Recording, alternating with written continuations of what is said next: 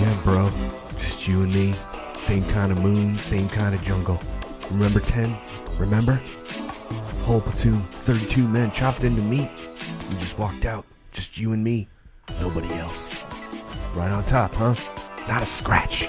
Not a fucking scratch. And whoever got you, he'll come back again. And when he does, I'm going to cut your name right into him. I'm going to cut your name into cheat codes. Dark. It's grim. It's January 5th, 2017. Welcome to episode 120 of the Cheat Codes Podcast, everybody. Thank you for tuning in. We're always glad to have you with us. The next hour is us drinking a few whiskeys this time and going over our favorite bits from the past week in video game tech and pop culture news. We're coming to you from a jungle somewhere the government doesn't want you to know about, and there's a big ugly sumbitch picking us off one by one. Someone passed the camo face paint. My name is Joe Erskine. I am your host, and I'm here with Cheat Codes producer and editor, Mr. Joe Pancho Arroyo. Hey, thanks for the Mexican. Cheat Codes Corp analyst, Mr. Nikk Dutch Golesh. Hey, how's it going? How's it going? That's not a... You gotta do your Schwarzenegger impression. He's from Austria. Yeah. On this episode, we'll build an elaborate obstacle course, kind of like American Gladiator style, out of sticks to catch an alien that's hunting us to sort out the following. We'll talk about our favorite games from 2016, whether it was, shipped that year or not, just our favorites, and what we spent our most time with, and maybe some extras, and some honorable mentions. That's what you do when you have a gaming podcast at the end or turn of the year. Frog Factions 2 is no longer a myth. It's real, and it's inside another game. There's also a game inside of Frog Factions 2, but we'll get to that. And everybody's favorite late night... Redhead. Yeah, Conan, his segment Clueless Gamer is actually getting its own series. So we're going to talk about that as well. And for the lightning round, we'll keep shooting from our submachine gun while our severed arm falls in slow motion to the ground to make sense of these bits. Wow. Terry Crews really wants to be Doomfist in Overwatch, and CNN uses a Fallout 4 image to illustrate the nefariousness of the Russian election hack. Gentlemen, Happy New Year. Hey, Happy New Year. And Happy New Year to you, listener. How are your holidays? No, they were great. They were great. Okay. 48 hours in the car over the course of 1 week, Oh, that's right, you drove down to Arizona. Yeah. Okay. So, I spent like road trip. 2 weeks in Wisconsin. Yeah. Cold. I mean, it's cold here also, but Wisconsin's pretty cold. yeah. It's pretty cold. Right on. That's good. what about you? I was here. We had some, my wife's sister and her husband and their kids came out, hung out for a while. It was good. It was good fun. Mm-hmm. Got to take my drone out, my new drone. That was pretty rad. I saw some of that. Yeah. Hey, I have one of those. Yeah, we all do. Coincidentally. It's pretty good. I don't know. It's good to be back. We kind of took the whole last month off of the year to focus on work because things got busy. And And we had vacation. And then vacation happened. So thanks everybody for hanging in there while we took some time off. We appreciate the patience, and we're really excited to be back. We're trying to figure out how to do this again. It's weird taking 30 days off and then coming back. Is podcast. Yeah, exactly. But cheers to all of you. Yeah, real cheers. Yeah, real cheers. Clink it up. I can finish this. Yeah, we Why can not? all finish some whiskey. Oh, yeah. All right. Very quickly. It's kind of a weird segue. Let's talk about what we're watching the episode down with. Look, life can get a little tense when you and your war buddies are running through a jungle from an invisible murder beast. It's exactly like podcasting. So sometimes you got to stop, take a breath, and have a drink. With that in mind, we're enjoying a bottle of Crown Royal that I just won at our studio White Elephant party. It's crazy. Most people swear off alcohol after the new year, but we're not quitters. Gentlemen. I don't know about you, but my resolution is like Increase alcohol. drink more. Yeah. Be more tolerant of alcohol. All right. Here we go. Ready? Number one. Yeah. Look, we're pretty sure the gaming podcast rules state that if you insist on doing a gaming podcast, you also have to talk about the games that you play once in a while. So, sorry, that's just the way it goes. While we all got real jobs this past year, time has been a bit limited, but somehow we managed to find some time to play a few things. Namely new things, but also things that have been out for a while. It's mostly about stuff that we really just spent the most time with, the stuff that we enjoyed the most. So it may not necessarily be a 2016 release, but it's something that we're excited about and maybe still playing or really enjoyed while we did play it.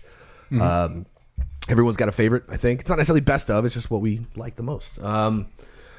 And if there's time, we'll work in a couple or one or two honorable mentions. It was a hell of a year for shooters. It was a hell of a year for strategy games. Indie games continue to dazzle and amaze. Board games were good this year, too. Indeed. Dude, totally. I think board games kind of killed it on Kickstarter, not for nothing. Yeah. Like I feel like that's where all that kept coming from. I think, I know maybe we mentioned before, but like 50% of all the Steam games that came out, it's like came out this 40 year. to 60%. But yeah. it's like 40% of board games that came out. It came out this year also. I think. It's true. And then before that, it was like double after. So it's like it's exploding. You know what's funny about that is that specifically to the Steam thing is that sales did not change. Like the same amount of money got spent. So it's just indicative of a crowded market. But we're not. It's not an economics podcast. So Why not? it's a good question. Why can't it be? Anyway, we saw some games come and go that were announced. Last decade. Last Guardian, for instance, and even Final Fantasy 15. Mm-hmm. It's kind of amazing. It was a good year for games all around, I think, as a general blanket statement. Mr. Golesh, I'm going to start with you. I want you to tell me about your favorite thing that you played this year. Favorite thing that I played? Yeah, the one you spent the most time with, or edged out in the long run to be your favorite thing. You can just find him on Steam and look at his most hours spent. Yeah, well, that would be the one that I spent the most hours on. I guess I'll do for my honorable mention first. Okay. Is probably Ark. This year they came out with the content patch that just kind of hit everybody in the face with Scorched Earth, and they released a whole new map, like a desert map. So everybody, including myself, picked up the game again and started playing for a while. Would you say it was a good hit in the face? It was all right. Okay, just checking. It was a good content release. Nobody Nobody knew it was coming. At least I didn't. It was very. I think I recall that when the news hit that. Yeah, it was just like, oh, here's this. You know what I mean? Yeah. So that's been a lot of fun. I spent a lot of time on that. Favorite game of the year, I guess. I don't know if it's my favorite, but one that I really liked was Pokemon Sun and Moon. At least I bought Sun. I did not think you were going to say that. Okay. Objectively, it's the best made Pokemon game ever. I mean, it's maybe not the most nostalgic. Better than Pokemon Go? Shut up. Yeah, better than Pokemon Go. Okay. I mean, I'm surprised. Maybe we'll mention Pokemon Go later on in this round, but it's probably not. It was really good. Pokemon Sun and Moon. If you haven't checked it out, they got rid of all the shit that was in the old ones, made it better, made it more cinematic, and it's. I think they mentioned it. Like, yeah, we just kind of like threw everything away and just built it from the ground up again and made it good and fun. And they read some design documents on how to make good video games, and they got rid of some of the good instead of just like straight stuff. Mechanics. I feel like they actually kind of gamified it a little bit. Well, not that it wasn't a game before, but one of the examples is like HM moves. I don't know how familiar you guys are with Pokemon, but you had to sacrifice one of your 4 moves that you could teach your Pokemon per Pokemon to learn some kind of utility move that you would have to move around the environment with, like cut. Like something that's just like a physical attack that doesn't do anything during battle. It's pretty useless. No damage or anything. Yeah, I mean, it's okay at low levels, but you need it in the overworld to cut down branches or something to get through so it's path. actually like a functional That's what you mean by item or something. A utility. Something that's not useful in battle, but useful for discovery. Useful for something else. They got rid of that because it was bullshit, and they made ride Pokemon, so now you don't have to learn HMs, and you don't have to go to a dumb move deleter to delete HMs because for some reason you couldn't delete. Oh, I guess it makes sense why you couldn't delete it, because you could get yourself stuck in an area where you wouldn't be able to cast the move again. Now you're off the rails. I know, but it's fine. I'm just saying, the Pokemon fans out there appreciate Pokemon it. fans totally love this. Yeah, it's great. Trust me, guys. He's like the Trump of Pokemon right now. It's like people love it. Yeah, it's great. It's the best. I'm the best Pokemon. Okay. All right. That sums up the year. Not for nothing. With the Arc stuff, did they actually exit? I think early access. Are they fully shipped? I think they exit early access, but for those kind of games, that doesn't mean anything. That doesn't mean, especially when I guess a game like that, when it's still in early access and it rises to a certain level of popularity, it's like when it finally ships, it just seems like kind of a moot point. It doesn't matter. Like, here's this living thing that we just keep updating, right? Yeah. So okay. I think Space Engineers exited also, and everyone's like, "What? It's the same game as it was before." Congratulations, we shipped. Yeah. Got to meet that that Kickstarter deadline or something, and just be like, "Look, guys, like you gave us your money for a good reason. Right. There you go. We're gonna call it done, but we're gonna give you weekly patches." Oh wait, that sounds a lot like early access. Which is fine. Look, we all know that a game is never done, right? So well, it's great. I mean, I get to play this game, and most of the time these early access games, they don't charge you for additional content. They charged for Scorched Earth because it was a lot of content they released all at once. But usually, would you consider it an expansion or? Yeah, it's almost an expansion. Okay. Yeah. All right. Pretty good, Mr. Arroyo. What did he do? Both of them? Oh yeah, Arc with he did Pokemon. Arc and Pokemon. Yeah, exactly. That's cool.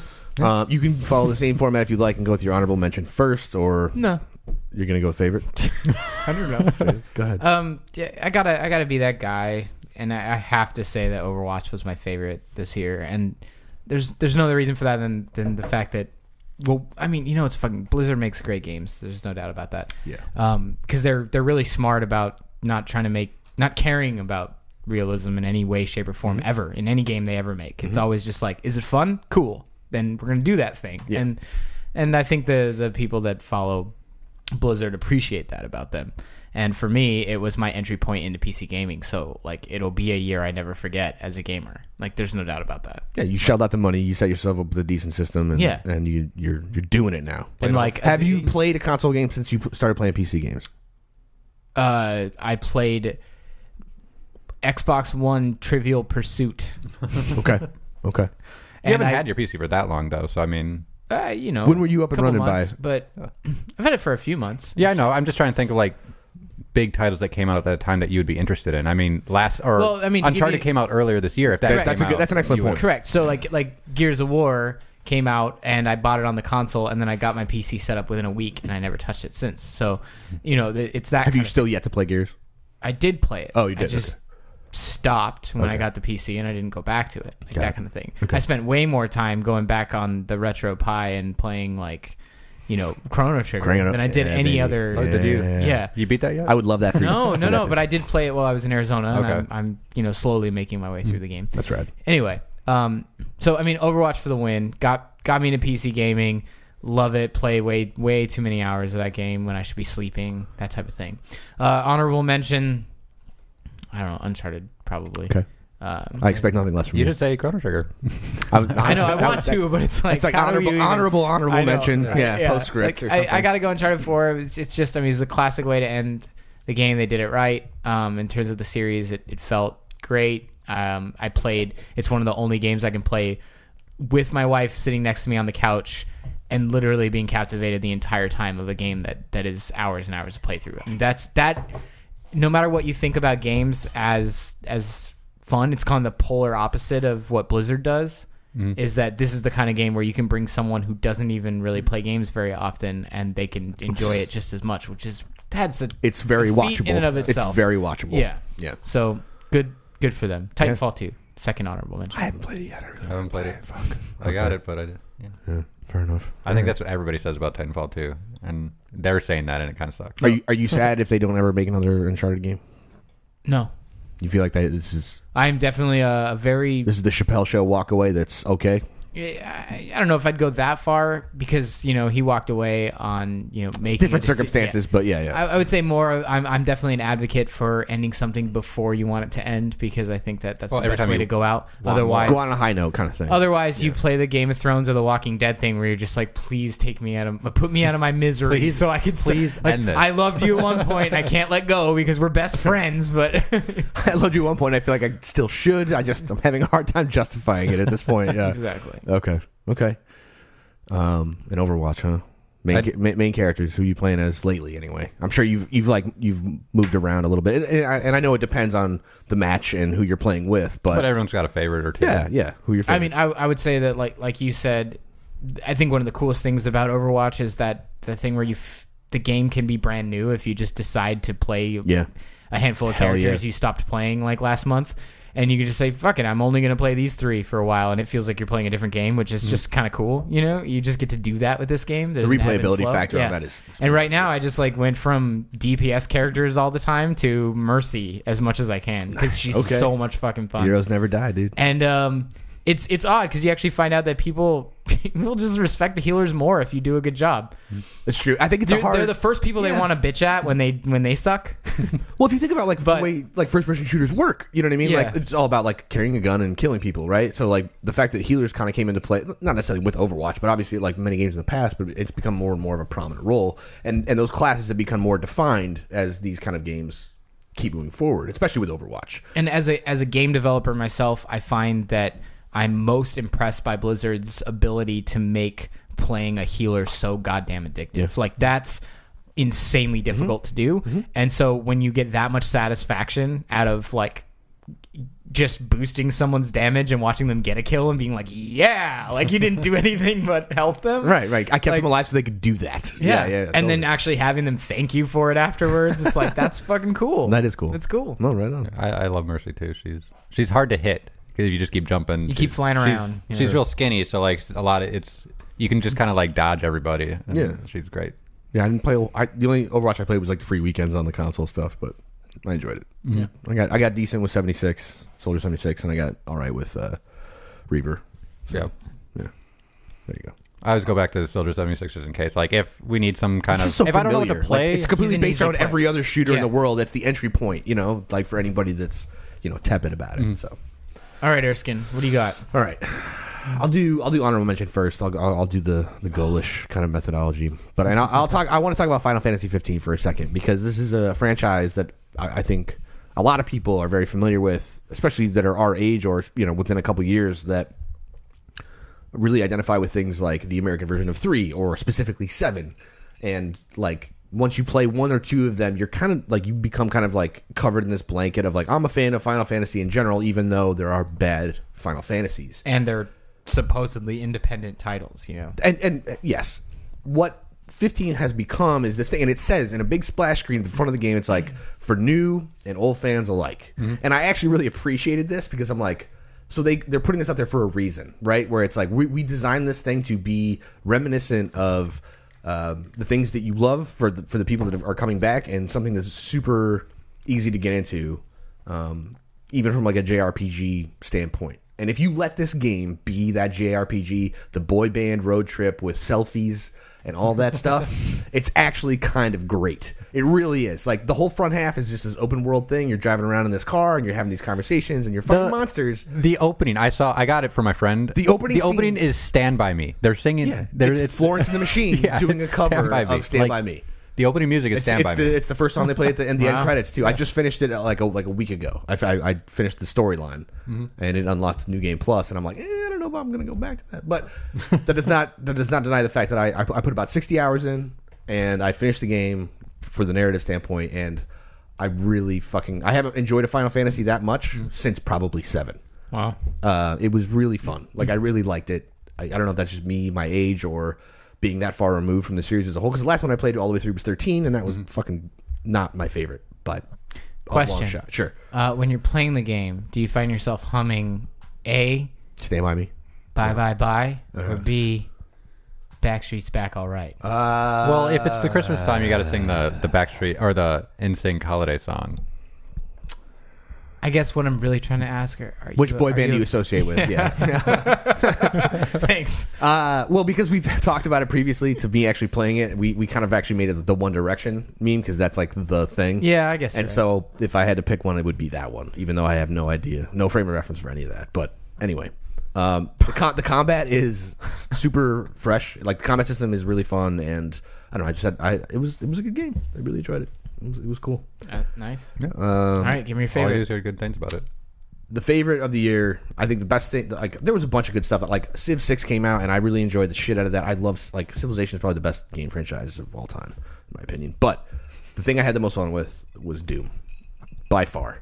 And fuck yes. And honestly, like let's talk about proper game design that can only exist under a realm really where it's already like an established franchise. But after so many misfires on like previous kind of reboots, the fact that they came back like this, it's just so good. The Dude, soundtrack, the design, the fucking weapon upgrades, like everything was meaningful. Everything seemed really well thought out. It Even the just played secrets so well hunting, together. the way that Yeah. you find shit. Oh, dude, the exploration. And they cater to the retro thing. Like, oh, dude, yeah. it's I finding picked the levels, like the old levels. oh my god. So good. I picked that one up on the Steam Winter Sale. It's well worth. I your installed time. it. I started it for a second, and I just didn't have time to play it since I've been back. And not the first time I booted that game up, I was like, I play a decent amount of shooters. Like it moved so fast. Yeah, you were like, I was yeah. like, whoa! Like I was like, oh, I feel like I was. Like, Doom is it's a in a great rally example car, like, of that type of game where they're just like, everybody keeps trying to move towards realism, and we're going to say, fuck it, let's get back to the fun. And that felt so good because it it was the opposite of the spectrum of what everyone's trying to do. Some decent boss fights. Like, I mean, the ending, say what you will, whatever. But I like as a whole,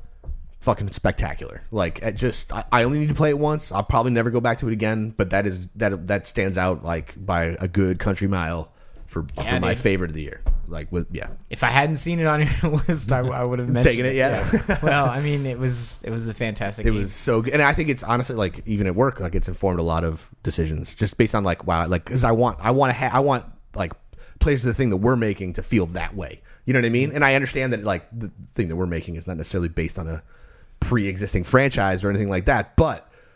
Like you could draw design it was so from fucking fun, dude. anything. It was so fun that I was just like, I really want that to happen. So we could all aspire to beat Doom from 2016. Fuck yeah, man! Doom was great. So, are you excited to play it, Nick? I am. I played a little bit of it, and I was like, I wasn't unfamiliar with the pacing. I guess probably because I've been playing so much Overwatch, and Overwatch is fast-paced shooter, like Doom in a way. Yep. If I came from Call of Duty, maybe some of the more recent ones, but if like Battlefield, you come from that, it's a completely different type of shooter. And you're in Doom. I mean, I recognized right away that I just got to keep moving, shooting, and like punching things in the face and get health back. And I was having a lot of fun with it. And I was like, oh, I feel really invincible. And then suddenly I died, and I was fine with that. But I was like, okay, well, it's teaching you in a weird way, right? Because like I remember like the first, like I booted up, like I go through that opening sequence, and then it was like I'm moving around. I'm like, oh man, this is really fast. And then I died. Mm-hmm. And then like the first like, tip that showed up in the load screen was like, if you stop moving, you die. Yeah. You know what I mean? I was like, okay, now I get it. I get it now. Like, now I remember effectively. I mean, it even means as much as like literally run to the other side of the map, pop some shots, and then run back. Side. Yeah. And like, just keep fucking moving, whatever you're doing. Yeah. And it's 100% true. It was fun. I thought the boss battles were pretty good. Super exciting. Pretty good. I was really excited. Reminiscent and fresh at the same time. And I was really excited to get it just to see it as a technical marvel also because it sings at like it's 4K. It's still like I'm running at 4K with my 1080 and it doesn't slow down at all. It's like I think probably the biggest feat there is if you've seen the what's the documentary called that they're doing on them? Because I watched the first. I'm not even sure I know. Well, I watched the first and second part of it on YouTube. Okay. So they did a documentary about them, and there's a whole Doom game that's completely scrapped. That was made it out. Yeah, that's true. That is true. I've heard about that. Yeah. Yeah. So for those that don't know, go find it. I'm sure I don't need to know the name because if you look up documentary on ID or Doom, you'll find it. And it's actually really cool because you'll see these kind of things where they go all the way so deep in development on certain things, and they show you stuff of the game that was scrapped. And show you that the reason why they got rid of the whole thing, even after they got like almost to completion, was because it didn't feel right. It didn't feel like the Doom games. Wasn't fucking fun. That takes balls right there. That takes a huge, hefty sack. Yeah, fuck. So I'm curious. Scrap everything. Just start over. I guess real quick, would you play a sequel to the game if it was the same mechanics? So here's the thing about that, and I thought about this actually, like very much so. So when they rebooted, when Bethesda got control of id and all that, or it became a subsidiary of Bethesda, and they did the Wolfenstein stuff, I was like, this is actually like a healthy reboot. I enjoyed that initial Wolfenstein like thing. I was like, I would. But then they got one, they put one out like as this kind of like sequel to that game, or I guess you could call it expansion or whatever. Wolfenstein, the new Wolfenstein, yeah. Right. And I didn't play it. So here's the thing, and I think this is the difference, is that yes, if they put out a Doom 2 or whatever in like 2 or 3 years, or Doom Squared, I don't know, whatever the fuck, whatever it is, I think I would approach it with a certain amount of trepidation, but I'd feel a whole lot better about it.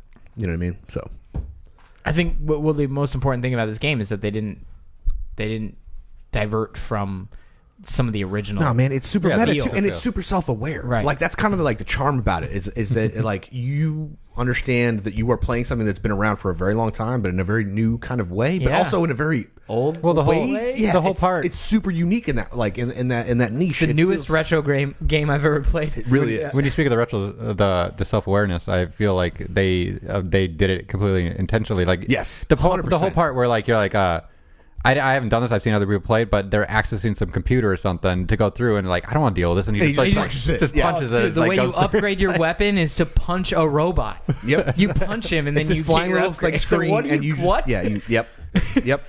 Everything about that game, every decision, like you can tell that every decision they made about it was super conscious. Like I can't comment to like how thought out it was, but it's like at some point somebody was like, "This is the way we're doing that because it works." Oh, considering there's a whole failed game behind it that they didn't release, I'd consider it to be quite a conscious decision. Sure, on how they got to where they are. I'd be surprised to or maybe not surprised to look at that Venn diagram of what the old one and scrapped one was and what the new one was and how much of that overlaps. Right. I'd be curious. There's probably a lot of it. Certain design decisions, I'm sure. You know, so. All right. Number two. Now back to business. Now back to reality. Okay, here we go. That was really fun. After years of speculation, rumor, and elaborate ARG, Frog Fractions 2 was discovered this past month. We've talked about this at length a few different times on this podcast, but this whole thing deserves a documentary, in my opinion. The amount of time and effort that went into making not just this game, but the ARG and the fan reaction, all of it is just sort of the staggering. Kickstarter, like the whole campaign was all. We're gonna run down the whole list because it's fucking wacky. Anyone who played the first one knows that things get weird quick when it comes to Frog Fractions, and the mythos that's built up around it is even fucking weirder. But I'm gonna run down the highlights here. This is kind of like all of the notes for this topic, but then we can just kind of like it just paints the picture. After years of an ARG, people realized.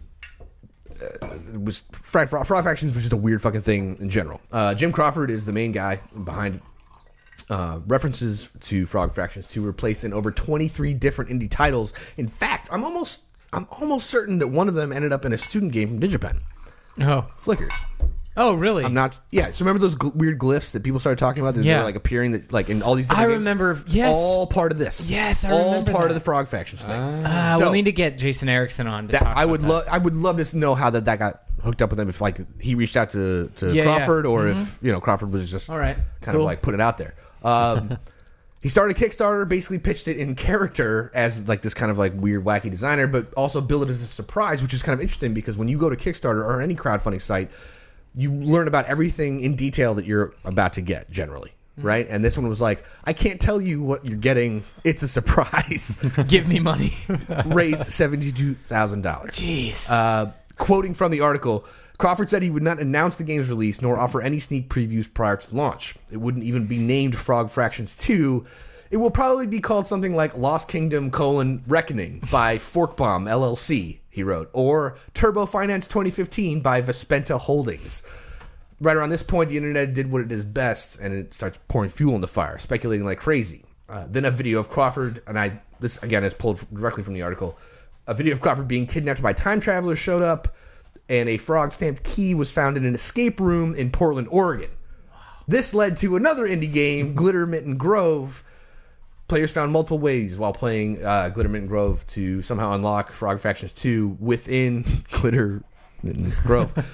Fun fact, Frog Fractions 2 was originally meant to be released in 2015. However, Crawford pushed it back and then was given some supplementary cash by Adult Swim, of all people, to make sure that he got it done. And it turns out, if you play Frog Fractions, and I haven't yet, I'd like to, there's actually like another hidden game inside of Frog Fractions. Yeah. So it's a fraction of the game.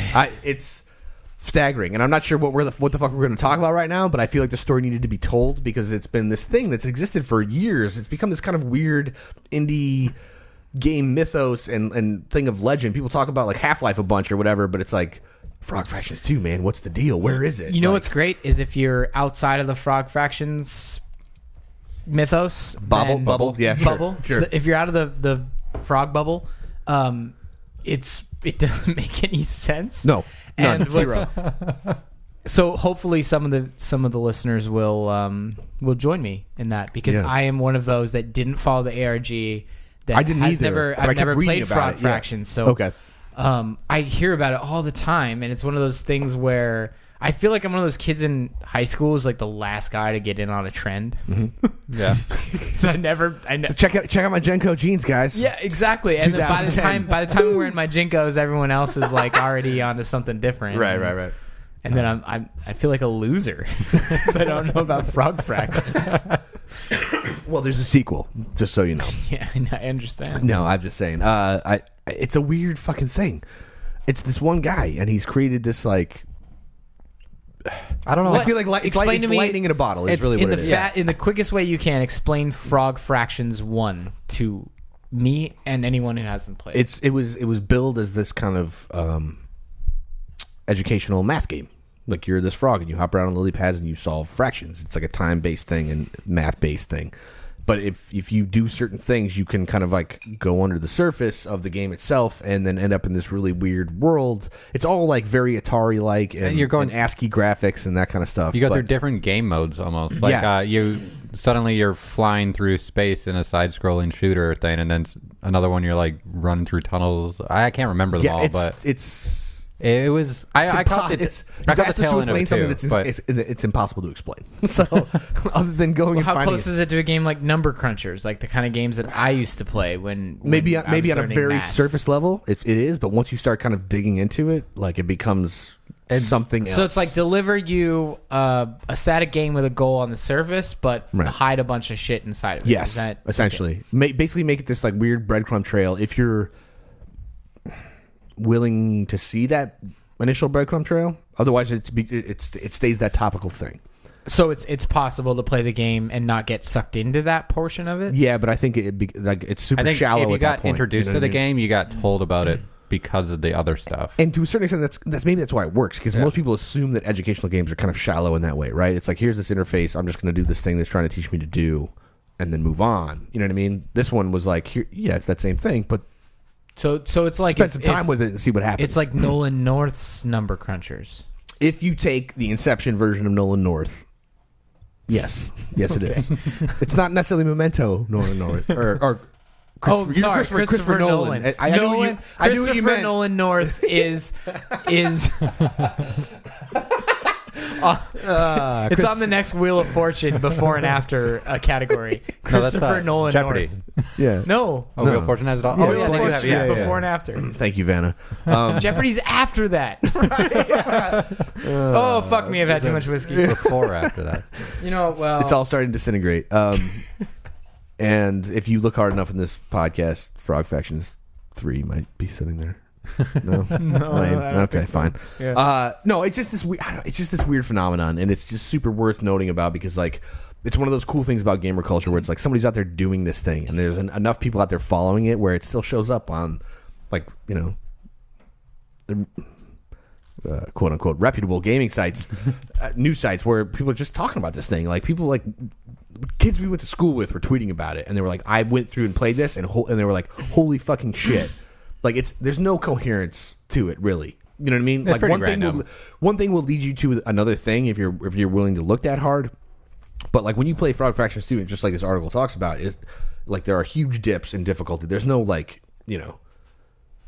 timber to it or flow. So it's like a game that's not really designed. It's just a bunch of jokes. It's one guy's experiment that kind of just took off. Yeah, the way he described it, like it feels like a bunch of mini games that are sequential if you do the right things. That's so right. like you're doing a side scroller, you do something right, and suddenly you're playing Gattaca with a frog or something, or Galaga, sorry. Galaga, yeah. And then you do something in there, and you're hopping around. You're going through space, like at a diagonal. I remembered, like catching flies with your tongue or something.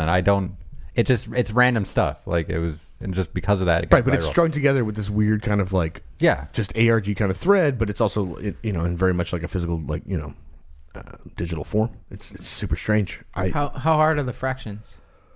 I don't even remember the fractions. that's just it's named that. It isn't that. It's literally like he said. It's like it'll be Lost Fortress : Booby Tassels 5. You know what I mean? Whatever the fuck it is, it's just that thing. And so, all right. Well, at any given moment, was there any point where you think that it was genuinely created to be a game where a kid could learn fractions? I don't. Because I feel like that would be cooler. Like if it was a game where if a kid got a hold of it, they would actually be educated. But when an adult got a hold of it, they would find all these crazy hidden secrets. It's almost like basically what I'm alluding to, Joe, and you'll appreciate this, is the Sesame Street of video games, where you're like adults will be like, holy shit, there's these little things in there that give me here's my love. my spin on this is that here's the deal, is that I don't think it's the adults that found it. I bet you it's the kids that did. Probably. Does that make sense? Yeah, no, I get it, but you know what I mean. Like, no, I do know what you mean. I'm just saying, kid shows, and the ones that are done well are the ones that actually cater to adults. It's the ones that do both. Yeah, really. No, that's what I mean. But they're crafty about the way they cater to you. So you can sit down with your kid and be like, "Damn, that was a political joke. My kid will never understand." I can't speak to that. I don't know if Jim Crawford did it with that in mind. All right. It'd be cool if he did. I agree. But it's clearly cool enough without it if he didn't. Right, you know what I mean? Okay, so, okay. I mean, there you go. Do I need to play it? I feel like we all should. This actually is probably like worth like digging up this like maybe organizing a stream and just like doing a frog fractions medley or something. I don't know. I don't want everyone to know that I don't know what 4 divided by 2 is. I hate to break it to you, but everybody now knows that you don't know that. I don't know how to divide 4 by 2. Wait, fractions or division? Yes. In a way, yes. Yeah. Okay. All right. Next. Number 3. On episode 119, just about 5 weeks ago, we talked about how upset everyone was when Elijah Wood and Conan O'Brien roasted the shit out of Final Fantasy 15 on Conan's Clueless Gamer segment. Well, guess what? That segment's getting its own show. They're heading into production next month. It'll still be Conan talking shit with celebrities, and game companies that are reportedly very much on board, specifically to get their games made fun of. So take that, jerks. So this game roast? Yeah, effectively, right? Like, well, is it going to turn into that? Because that's not what it's not a game roast when you have people that don't really understand games playing it, or seemingly not understanding playing it. I don't remember his name. Who's being roasted at that point? The person who doesn't know how to play the game, it's or the kind game? of both, but that's what makes it interesting, right? So I ultimately, what's cool about this is that I've actually, I don't enjoy every Clueless Gamer segment, but they are kind of great, namely because Conan's kind of great, and it's also this weird thing of like, hey, late night is still a thing, but most people don't watch it as much as they used to, especially now that everybody that we all grew up with is gone. Letterman's gone, Leno's gone. I mean, fuck, Johnny Carson was replaced by Leno, and Conan was kind of like this anomaly who was huge after Leno for years. Yeah. And then that whole debacle happened where he came back to take over for Leno and then was ousted, went to TBS, and then Fallon came in to take his spot. And that was kind of a crazy thing. And then now Kimmel's on board and everything else. But what's happened and what's interesting about the Kimmel situation is that Kimmel has kind of figured out how to use social media and like media websites like YouTube, for instance, to expand their reach. Literally through no content. one could ever watch his show and still appreciate all the segments he does. That's right. Like the mean tweets and shit like that. That's right. And that's how I feel about not Conan, about Kimmel. Like I'm never going to watch his show, but catching one of those videos every once in a while, these little snippets here and there, it's great. Yeah, totally. And more shows like James Corden, the British guy, he's done that thing. Billy Eisner on the street. Indeed, it's a good one. Yeah. And there's more, and even SNL's got on that board where they've been doing the digital shorts for a long time. So it's everything's kind of shifting that way. And as we I'm not to speak ill or positively about the millennial generation, but that's kind of driving this whole thing. Yeah, totally. And rest in peace, ambiguously gay duo. I love you, TV Funhouse. Ultimately, though, what everybody's trying to capitalize on, because they understand that like they're going to keep doing the show because the format is still, I don't know, kind of important, I guess, or at least like solidified enough and kind of like has this legacy attitude about it that like it's needed. But they're also trying to embrace the online thing, right? So it's not confirmed whether or not the Clueless Gamer is going to have like an on-air segment for the series itself, or if it's going to stay web-based, but. What I found really interesting about it is that their continued thing. It's actually not the first of its kind. It's the lip sync battle was a segment on Fallon for a long time when he was doing late night. Now it's his own show, exactly. And that I don't. The other, nobody does either. Nobody does. Carpool Karaoke from Corden is now its own thing as well. Yeah, and. That's actually I feel like got a bit. I mean, at least from on my radar, got a bit more traction than Lip Sync Battle does. Just because I agree. I think they're getting guests like Michelle Obama hanging out with Missy Elliott in the back seat doing their thing, and that's kind of cool. So it's par for the course now. It's like segments turn into their own thing because a segment is what millennial generation wants. Right. Yeah, it's that short burst of shit. Yeah. It's that instant gratification thing. Now they're gonna maybe try and make it long form, but still kind of deliver that dose, right? It's not necessarily probably the long form, in my opinion. What they're going to try to do is so much as just do this thing more often. Right. Okay. But I also like this brings me back to the same thing I said the last time we brought up Clueless Gamer is how many episodes do you do before you're no longer a Clueless Gamer? Seriously, that bothers me so much. At some point, you're still playing a role, right? You're a character. Like Conan, like he probably knows more about games now than he ever did. Yes, and he's still just kind of like relying on the fact that it's more entertaining to be this idiot and pretend to be an idiot. Which is why I don't like the concept of Clueless Gamer. Really? I like the concept of gaming roasting. Like, the way that Nikk presented it makes way more sense because it's like, you could bring in anyone and they could either know nothing about it and still roast it or know everything about it and still roast it. And that makes a little more sense to me than, you have a panel of people that come up and they roast your shit because that's their purpose. And that's what this is. But to pretend like the thing that makes it funny is that I know nothing about it is bullshit after 10 episodes. Because you get sucked into the world and I know everything about it. Yeah, I mean, that's... Yeah, so...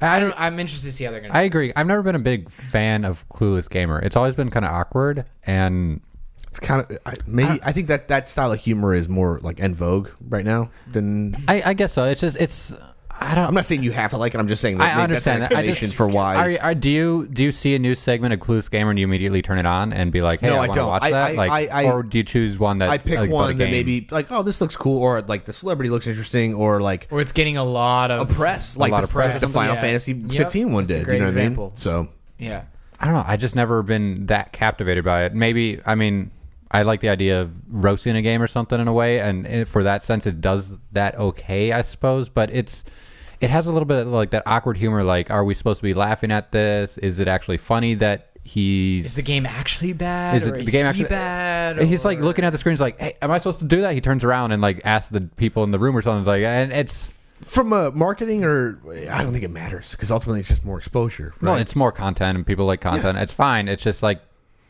is Clueless Gamer the one that Conan should be putting his money into? I think that yes, if it's not him. Yeah. That's why I think Clueless Gamer makes sense. They should give it to the guy, the white-haired goatee guy. Not even that. I think that it should be no one. Oh, so you still want the celebrity thing. You want to still market it to people and shit. Like, you want to have guest stars and all that shit. So there's the part of me that says, yes, that makes logical sense, which is why I don't think that let them be the Clueless Gamer or something. Which is like, you have to bring in a Clueless Gamer, and then you have to be the celebrity that's like the voice. So to me, it seems like Conan shouldn't be the Clueless Gamer, and the celebrity he brings in should. Right. And then the two of them do the thing where it makes more sense to me to see an avid gamer play with a Clueless Gamer, regardless of the celebrity. And then the segment would make sense because it would be someone who knows everything about games playing alongside someone who knows nothing about games, right, and taking their reactions with grains of salt. Like, even a streamer would be a great idea for something like Markiplier plus some Clueless. You get him on to host. They had that, and it was completely awkward. I feel like didn't Conan? No, have but the guy it wasn't on? a part of Clueless. Kimmel. Okay. Yeah, it wasn't a part of Clueless Gamer. It was Kimmel. He was the one who didn't understand, trying to talk to people who did. But I'd rather see like. Well, that's why I feel like Clueless Gamer works a bit better than that whole Kimmel segment. Like, maybe Conan embraced something as opposed to being like okay, sure. Maybe it's just the name, sure, because he's not a Clueless Gamer. He's not. Even if he's pretending to be, he's not. And the guy's a fucking Harvard grad, for Christ's sake. He's not that dumb. It doesn't take him that many games to figure out a game. Exactly. But at the same time, like, you and I, like, all three of us have been gaming forever, and I don't know. Like, I'm not sure I understand every game in the fucking book. I get that, but do you want a Clueless Gamer, just some random Clueless Gamer coming up and like talking shit about your game when they have no idea what's going on? Like, imagine your grandpa going on, like, your grandpa doesn't, this is hypothetical, guys, doesn't know anything about video games, thinks video games are dumb, and they just want to sit on their porch and shoot the squirrels that go by or something with their BB gun. The answer is yes if they're famous. And then you get them on this show and they just kind of like, this is dumb. Like, you should be doing other stuff instead. It's like, and it's just awkward because you're going to this to. You just mentioned I'm going to this to like learn about the game, and now I'm just learning about how awkward it makes me talk to people who aren't into video games in a way. Like, yeah, right. It's more awkward than funny. Yeah, that's like this isn't. All right. Well, if you're a fan of The Office, then this if is you're your a fan of The Office, then maybe yes. Right. Office is all right. It's good at times. Yeah, but it's based on a certain like element of awkward humor, I guess. But it's also still scripted to a certain point, like, and it's still edited. You know what I mean? That's going to present it in a way that's still digestible. You know what I mean? So, the argument is valid, but I feel like they're still going to like cater to certain, like they're only getting people on. Like if you look back at all the Clueless gamers, like all those segments they've done, like as part of Conan, you know, in the late night show, they've never been digestible though, in my opinion. Like I've never gained anything out of it. Like I remember watching. I don't think there is anything to be gained. Then what's the point? There's no fucking. It's just pure entertainment. Yeah, and that's not a necessary. Him great and Elijah thing. roasting Final Fantasy 15 was hilarious. It was. Did I still buy Final Fantasy 15 and play the shit out of it and enjoy it? Yes, I did.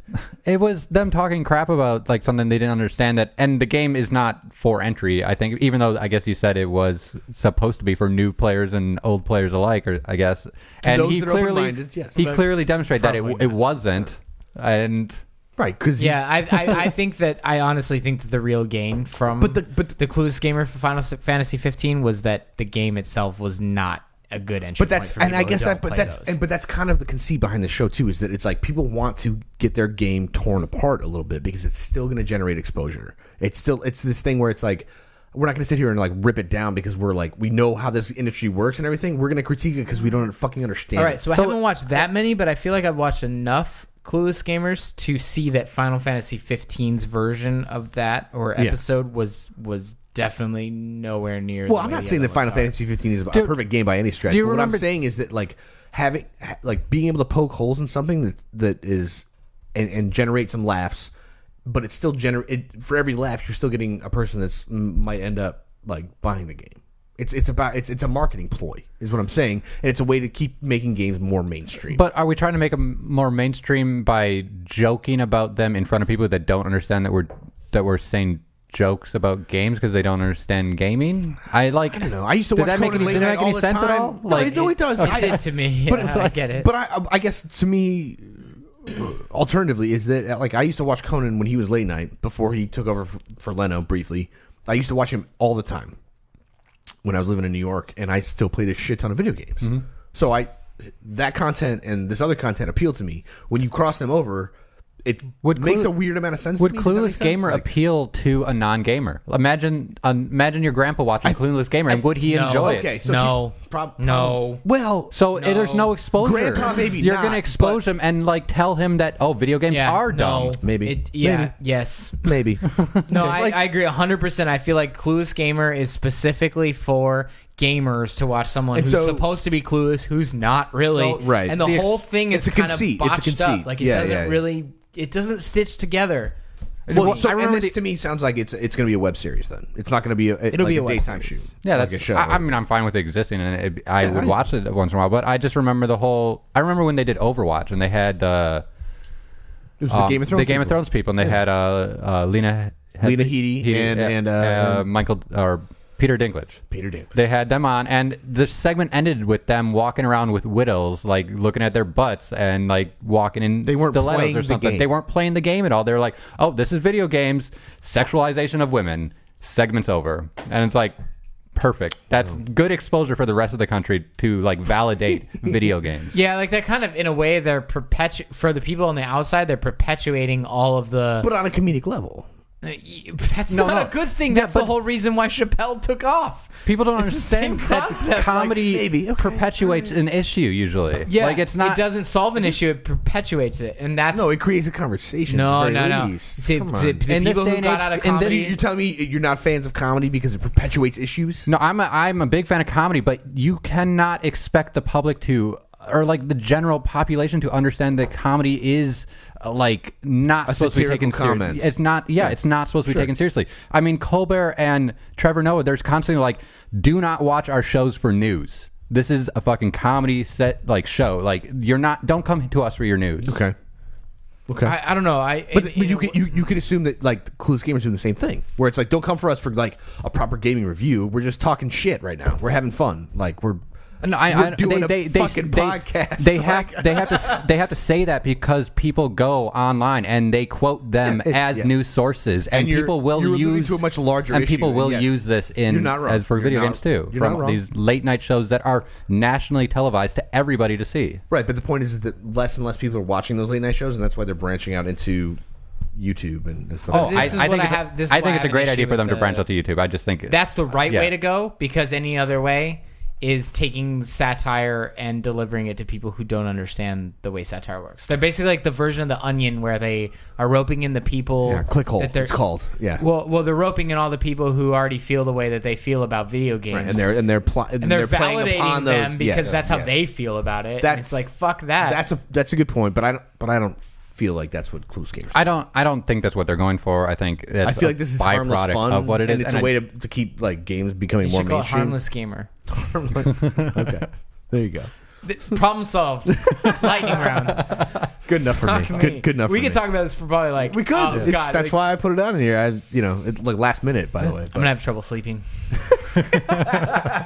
Just play some Overwatch on your PC. It'll be fine. God damn. I'm gonna look at Widow's butt. Yeah. It's like a pillow. It's like two pillows. Two pillows. I mean, okay. Memory foam. Lightning round. All right. For those that haven't joined us in the past and are new to the show, here's how the lightning round will work. We're going to take two quick topics and give each member of the panel a minute to chime in, uninterrupted for the most part. At the end of each minute, we will award the panelists a quantity of some type of points based on nothing in particular. You guys will be in charge of awarding me points for my respective minutes as the hosts. Thank you. Topic A. Topic of the first? We've had this Alpha. conversation before. Let's move on. Everyone loves Terry Crews. If you don't, well, you probably can't be helped. Known for his roles on Brooklyn Nine-Nine and probably my favorite, President Camacho from Idiocracy, he embraced PC gaming culture in a big way this past year and also happened to visit the Blizzard offices. After the visit, he's taken to the interwebs to begin lobbying fans to lobby Blizzard for him to secure the voice of acting, doing the voice acting role of Doomfist. I guess a lore-based character from Overwatch. I haven't played enough. Oh well, there's always stuff they hide in the levels for certain characters, I guess. And I did enough research to know that he is a character and he's been displayed to some whatever. Point is, he wants to play him. You guys play a lot of Overwatch. Are you familiar with the character? Clearly. Is it a good fit? Tell me why this shouldn't happen. But if you do, you need to give me a worthwhile alternative in the meantime. All right? You have 60 seconds. Mr. Arroyo. Oh, shit. You want me to go first? Huh? Okay. Yeah. All right, ready? Tell me how you feel about Terry Crews wanting to be Doomfist in Overwatch. I mean, first of all, I fucking love Terry Crews to death. Ever since the I started using Old Spice because of that guy. True story. When his muscles had faces and they would talk. The amazing flex. Like holy shit. And I've never seen a guy so ridiculously ripped who has a smile that makes me want to hug him more than run away from him. So that's Terry Crews in a nutshell for me. And I love him on Brooklyn Nine-Nine. I love him on pretty much everything he touches is gold. So I can't imagine how it could be a bad outcome under any circumstance to have him play any character. He can play a female character. It would work out fine for everyone. So, yes, I'm all about Terry Crews. I don't have any alternatives because I just want to see this happen regardless. You're on board. Yeah, he's basically like the Nathan Fillion of... I don't know, of gaming for me in the same way where like everyone wants him to do everything, but hopefully it doesn't work out in the same way Nathan Fillion's career did where all the time he gets shunned or he gets like put off the docket for shit that everyone wants him to do.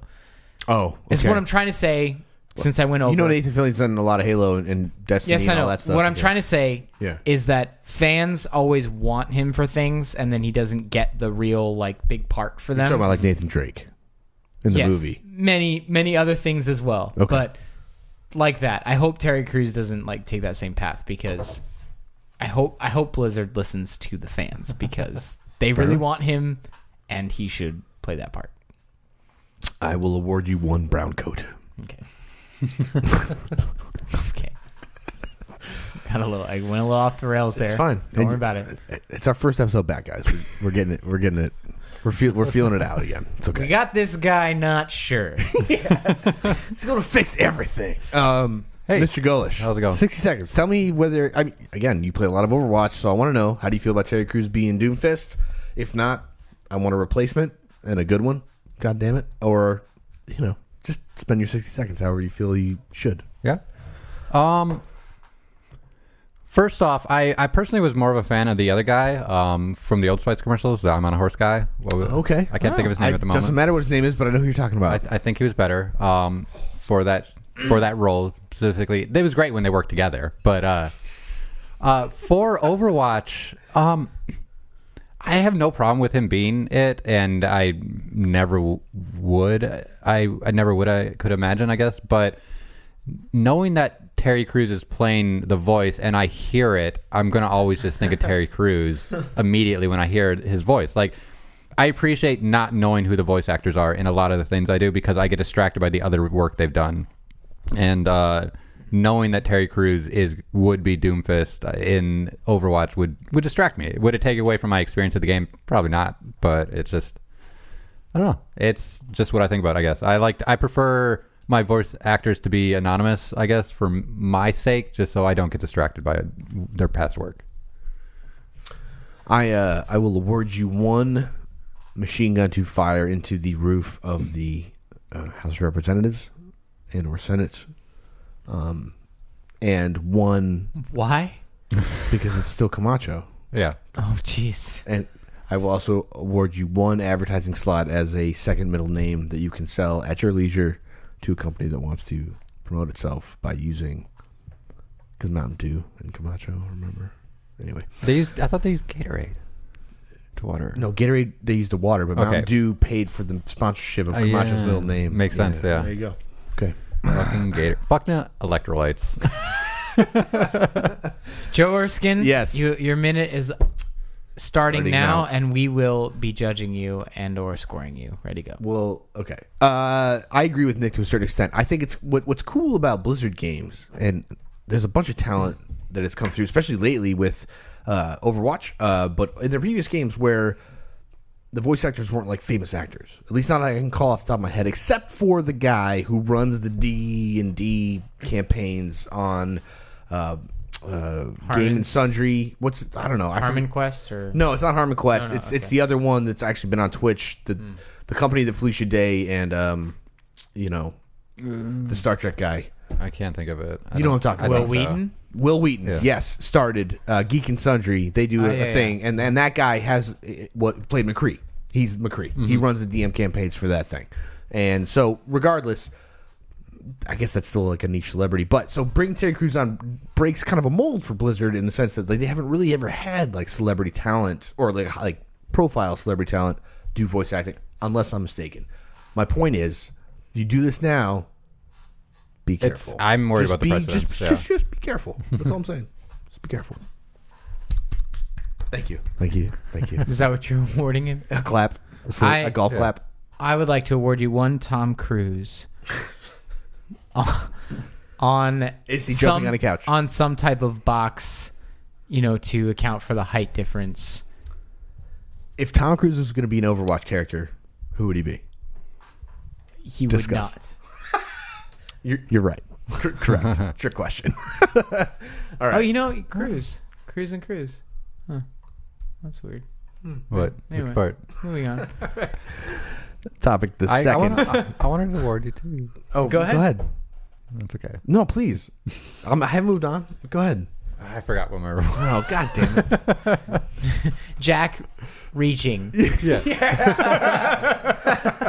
Oh, I wanted to. Wait, did I just name it? The Moomy. So I wanted to award you one voice actors guild strike. Low blow, man. Yeah. Low blow. Fair enough. Also accurate. However, topic the second for the lightning round. It's always fun when arguably reputable news organizations use images and graphics from made-up things to explain real-life things, right? Right? In this vein, CNN recently used an image of 4 terminal screen as a way to convey the Russians hacking our recent presidential election. Mistakes were made. I always feel like this makes people seem like really fucking stupid when this kind of thing happens. When honestly, it's probably just an honest mistake. So that being said, tell me why CNN sucks or doesn't, why Fallout 4 sucks or doesn't, or if you were going to use an image from a video game to explain Russian election hacking, Which one would you? Which image would you use and why? I do not want to venture too far into politics here, but I think it's fucking stupid. It's fucking dumb that CNN used. I don't know if you guys played any Fallout 4. I'm assuming no across the board. I did, and I know exactly the terminals that they're talking about and the way the hacking mechanic works. They showed the actual terminal with the screen. Yeah, but it was like tilt shifted and like slightly out of focus. Okay. Like it's like I can't tell if somebody knew what they were doing and just tried to like... They knew how to work Photoshop. And they tried Let's do it in a minute. Let's do it in a minute. All right, How about that? Okay. Who goes first? I'll go first. All right. Rock and roll. I can't tell if somebody knew what they were doing or and they were just like a gaming fan and we're like, yeah, maybe I'll just try and fucking work in an imaging because I love Fallout 4 or something, which is cool in that sense. And then CNN is incrementally cooler in that regard. However, it seems like when you have what's supposed to be like a reputable news organization, you get it that wrong just because they're looking for something to bitch about. Seems like a giant oversight, and it's really a shame. And I love the fact that Bethesda came back after the fact and printed an image of one of their terminals and like coming in season 3 for Mr. Robot, which is a hilarious fucking like, we saw what you did, we don't give a fuck, here's us making a joke at your expense kind of thing. Was great. Get your shit together, CNN. That's it. Wow. Nice. You want to give him something? I give you probably some intern writing an essay or some kind of article for CNN at this moment. I feel bad for that intern. Yeah. Fair enough. I would like to award you Frog Fractions 3, hidden in Mr. Robot. Frog Fractions 3, 1/3 is not a rational number. Have you guys watched any Mr. Robot?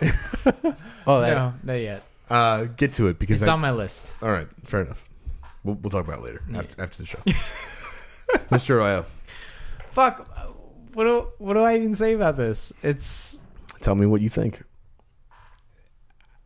You have a minute. I'm having trouble with this because I've seen this. This has happened before. We talked about it on the show many times. Yeah, where some idiot uses Google the wrong way and grabs an image they don't understand and uses it for some type of news article. And did they give credit where credit's due? Because I think that's what matters the most to me. Because if they use the image and they photoshopped it and then they put it out again, I'd like to know whether or not they were like image credit Bethesda. Because if they did, then that's kind of fucking cool. Because then it means that whoever this intern was knew exactly what they were doing. It gave credit where it was due, which is important in the copyright scheme of things. And then was just like, people might freak out about this later and everyone's going to talk about it, like on podcasts and shit. And if that's the case, then we need to get this intern on the fucking show because they're fucking brilliant.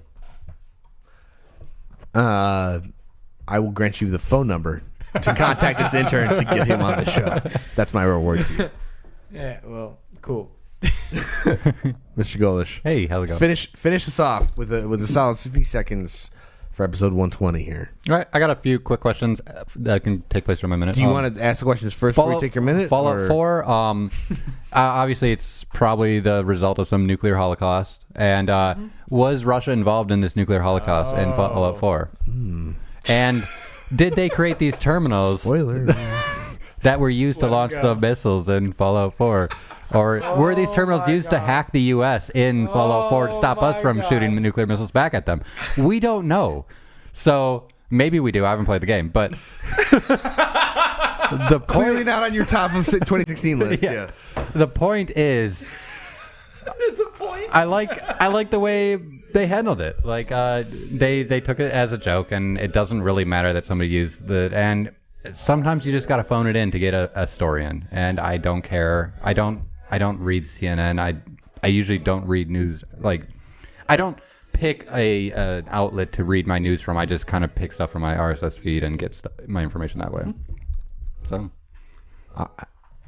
I will award you. God, that was great. Edward Snowden's dress. Is it blue and black or gold and yellow? Oh, God. I love the internet. So does Nikk, apparently. Unbelievable. Honestly, solid 60 seconds. Thank you. Way to cap it off there. Yeah, I would. Probably the best minute of the 6, for sure. Sorry, Joe. It's okay. I just wanted to bring an intern onto the show. He talked about Russians hacking inside of a video game, he Rush Inception the whole. And I'm proud of us for keeping politics out of it. Yeah. That was good. It was. Yeah, good job. We did. I mean, Trump didn't believe they did it in Fallout 4, but Well, Putin on the Ritz. Woo! All right, everybody, we've done it. Episode 120. It's all over. Feels good, man. It's good to be back. It really is. I sincerely hope that we can make this like a regular thing for a while. Thank you. You mean like everyone. we've been doing for 120 other months? Please hit us up. cheatcodespodcast.com. Find us on Facebook and or Twitter. Both, maybe. Get in on the conversation. That's going to do it for us for now. Make sure you can check out the Patreon page. You can become a patron for as little as $2 a month. Thanks to everyone who's jumped on board so far. And thanks to everyone who waited around for December while we Yeah, we need breaks took a too. break. Yes, we do. And I'm sure people appreciate that. I just want to make sure that they understand our gratitude for that fact. Oh, don't say the ending. All right, do it. We're going to see you next week. Koopa? Can you do it? Until next time, get to the chopper. No good? Try it again. I don't know. No? Do it again, yeah. Get to the chopper. No, that's not good either. I think it's like run, go, get to the chopper. That was pretty good. That was way better. All right. We'll see you next week, everybody. Thank you.